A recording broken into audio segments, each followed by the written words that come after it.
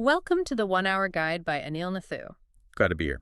So imagine you and your biggest competitor are both bleeding cash, like heavily. Right. Not a great spot. No, not at all. And the only way to survive the quarter is to raise your prices.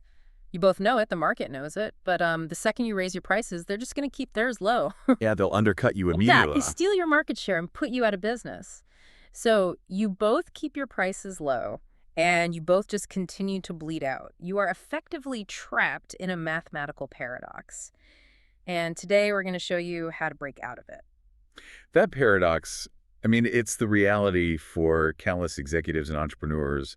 We tend to think of business strategy as, simply building a better product or running a better marketing campaign. Right, the standard playbook. But strategy is actually much more dynamic and, frankly, much more ruthless than that. So today, we are taking a custom-tailored deep dive into the art of strategy. It's a game theorist's guide to success in business and life, written by economists Avinash Dixit and Barry J. Nalebuff. And our goal here is to deconstruct their academic frameworks, right? Yeah. To turn them into a practical, real-world leadership toolkit. Exactly. So let's just map out exactly what we are covering today. This is the executive summary.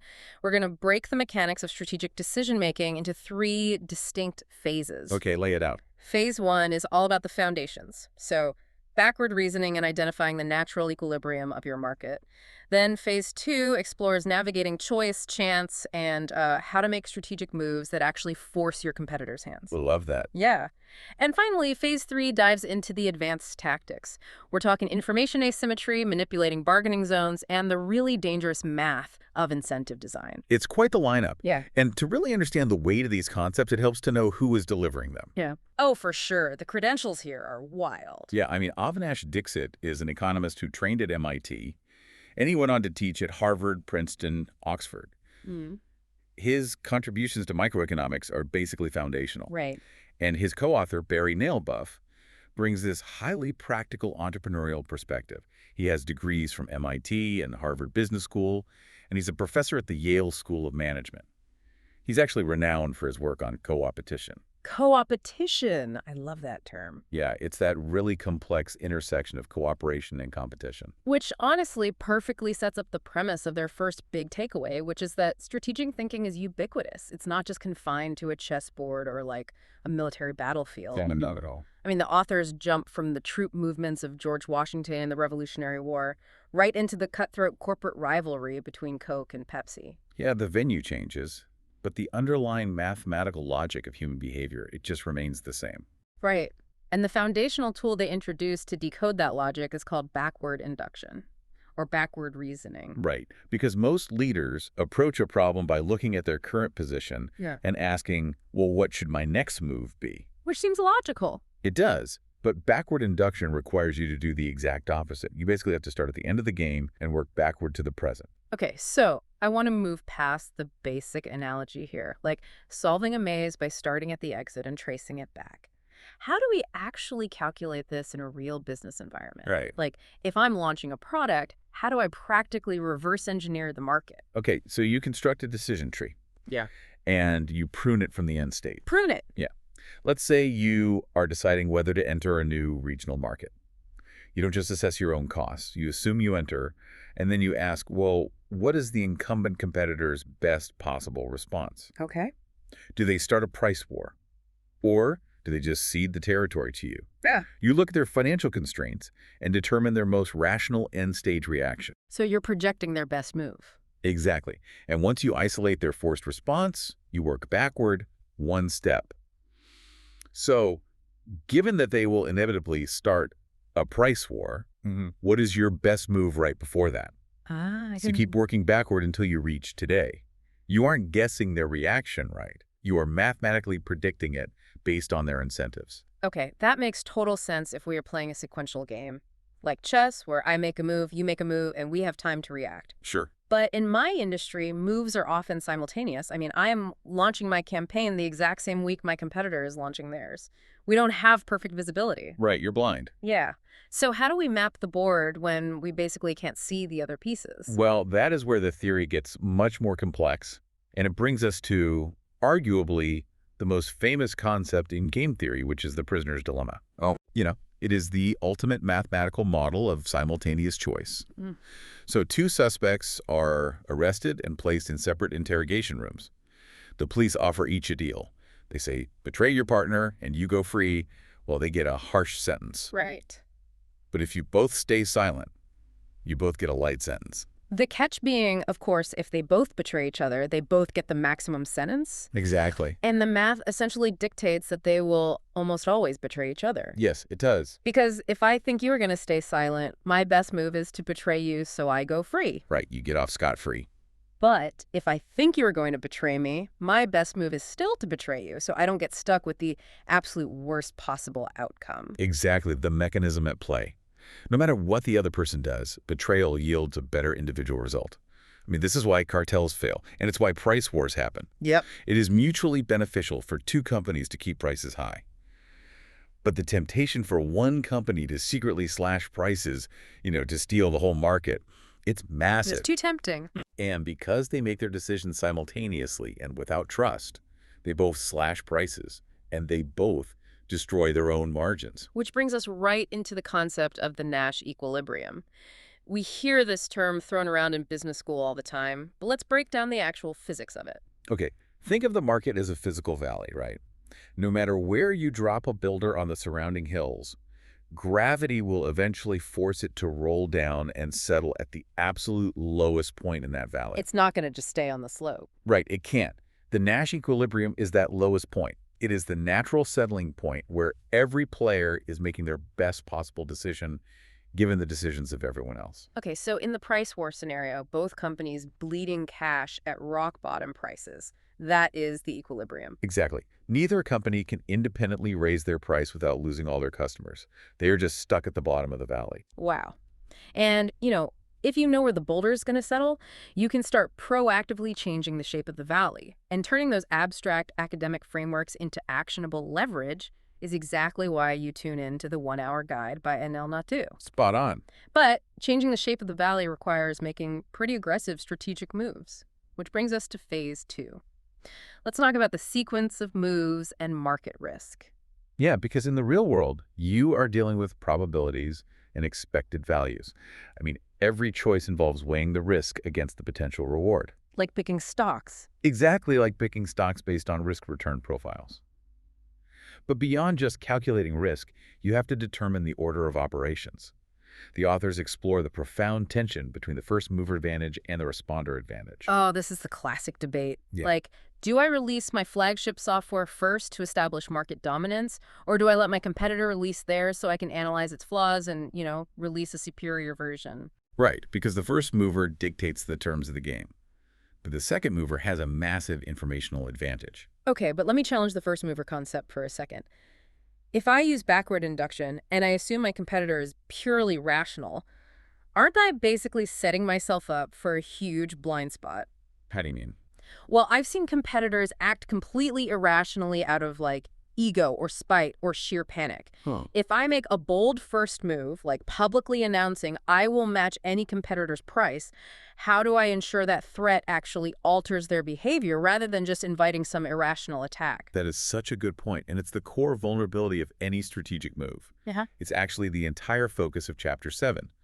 A threat, or a promise for that matter, is mathematically meaningless unless it is a credible commitment. Credible commitment. Yes, if a competitor knows you have an escape hatch, they will just assume you're going to use it when the pressure is on. So to make a commitment credible, you have to intentionally restrict your own options. Wait, so you literally have to harm your own flexibility to gain power? Precisely. It is the historical concept of burning the boats. Right. When a military commander lands on an enemy shore and orders his own ships to be burned, he isn't just motivating his soldiers.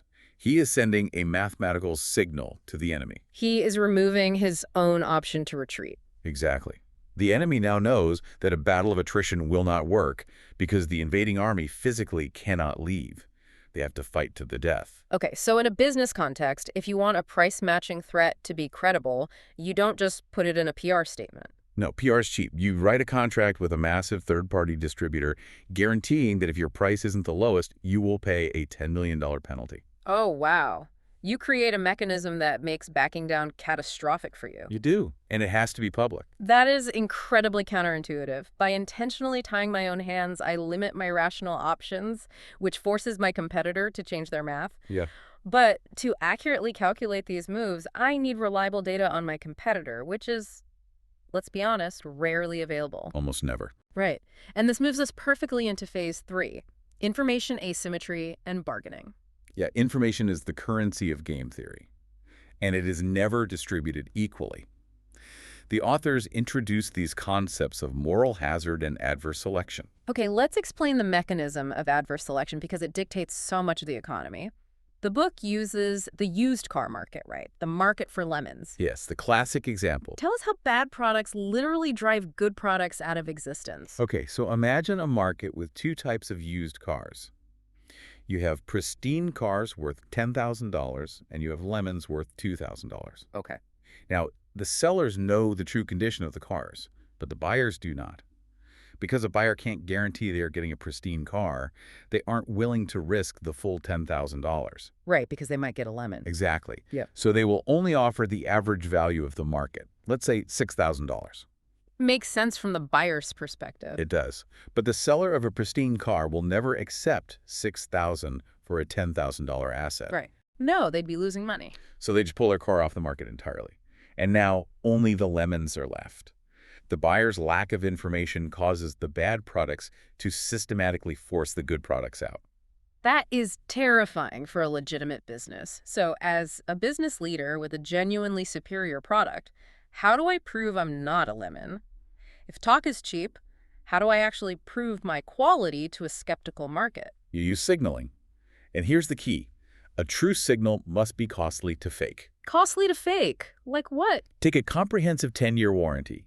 A company selling a lemon mathematically cannot afford to offer a 10-year warranty, right?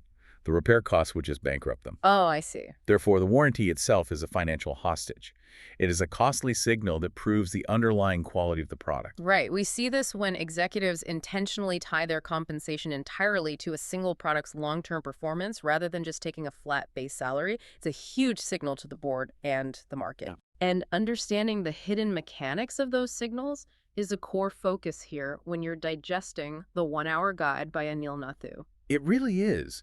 And that same asymmetry of information completely dictates the outcome of auctions, too. Auctions, right. Yeah, the authors break down the psychology and math behind what's called the winner's curse. The winner's curse. Right.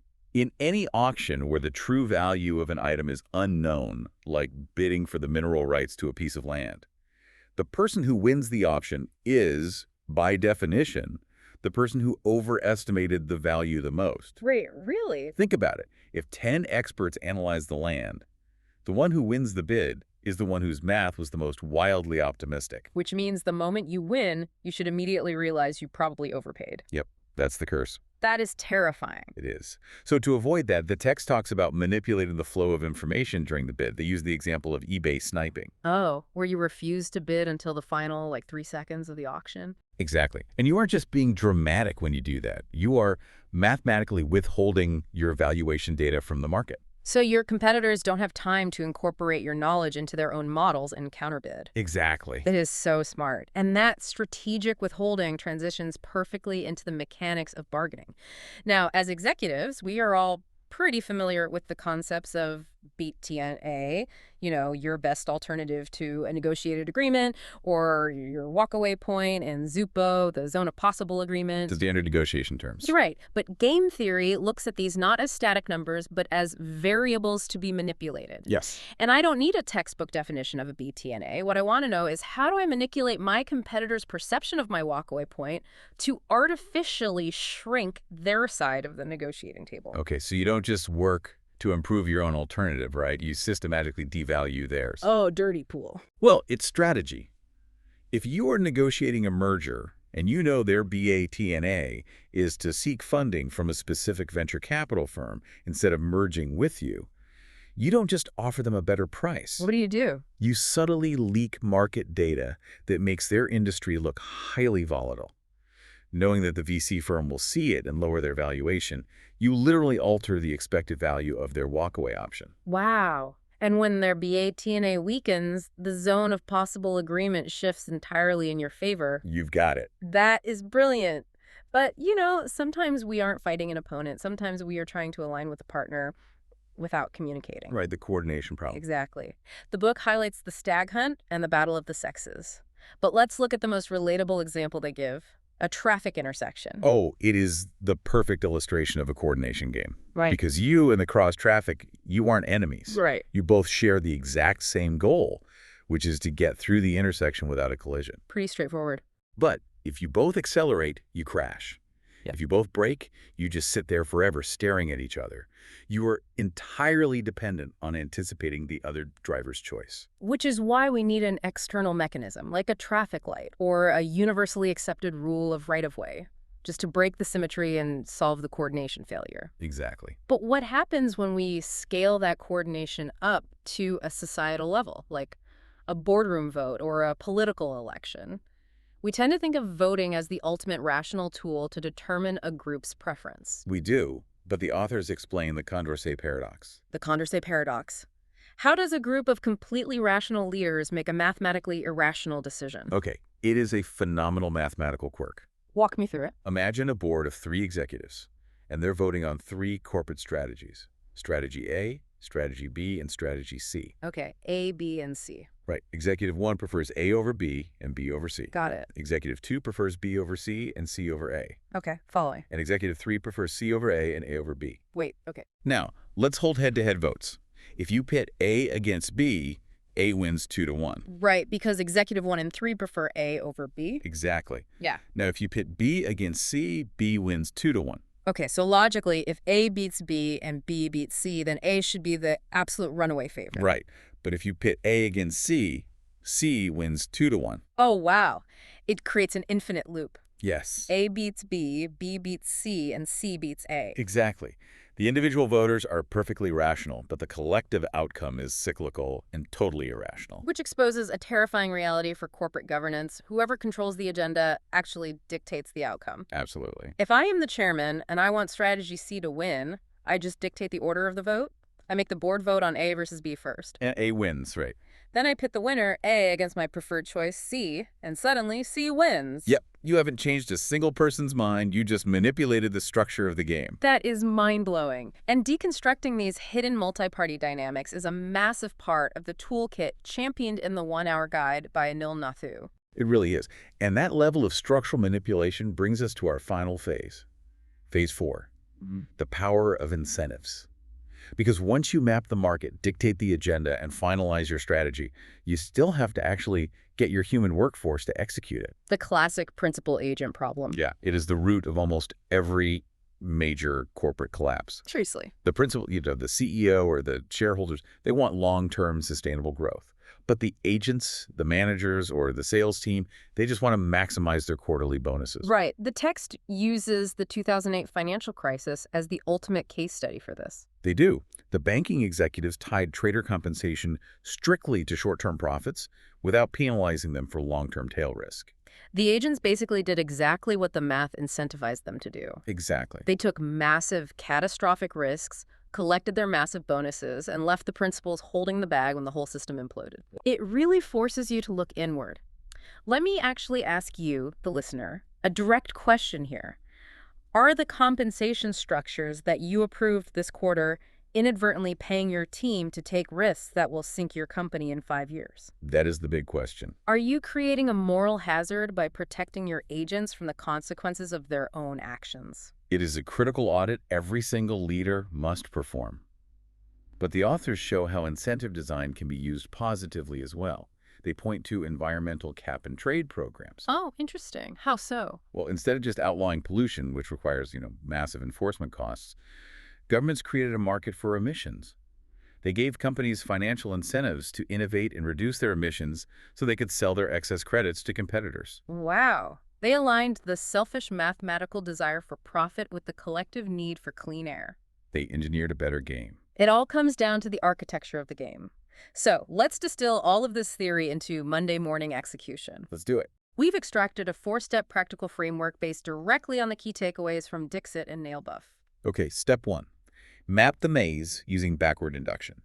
Before you launch a campaign, announce a price change, or enter a negotiation, define your desired end state. Look at your competitors' financial realities, figure out their forced rational response, and work backward to your current position. Right. Do not make move 1 until you have mapped move 5. Exactly. Step 2, establish credibility. Stop issuing empty threats or making promises that rely on trust. If you want the market to believe you, you have to burn the boats. Restrict your own options. Put financial penalties, public contracts, or strategic partnerships in place that make backing out of your strategy economically devastating for you. Step 3. Expand the ZOPA through asymmetry. In your next negotiation, before you ever test your walkaway point, analyze the other side's BATNA. Look for ways to legally and ethically devalue their alternatives. If you can alter their expected value of walking away, you inherently expand the zone of possible agreement in your favor. And finally, step 4, audit your incentives. Comb through your commission structures and executive bonuses. Look for the moral hazards. Ensure that what you are paying your team to do today perfectly aligns with the long-term strategic health of the organization tomorrow. That's the playbook right there. Implementing these 4 frameworks will fundamentally elevate how you operate, which, frankly, perfectly aligns with the mission of The 1 Hour Guide by Anil Nathoo. To really solidify your action plan for today, I want to summarize this. First, identify your single most pressing strategic interaction right now. Second, map the decision tree backward. Third, audit the signals you are projecting. Are they costly enough to be credible? And finally, ensure your internal incentives are calibrated to execute the move without reckless risk. Perfect. And, the authors make a really powerful point in their 8th takeaway that is so often overlooked in this kind of cutthroat game theory. They discuss ethics, Right. but they don't frame it as a moral imperative. They frame it purely mathematically. How do you mean? Well, in a repeated game, your reputation is your ultimate strategic asset. It is the one signal you project continuously to the market. So as you build your strategy today, just remember that the ethical choices you make aren't just good PR. They are the permanent, unalterable signals that determine whether competitors, partners, and customers will cooperate with you or betray you a decade from now. Thank you for joining us today. Visit the 1 Hour Guide website for more business insights. Let's learn and grow together.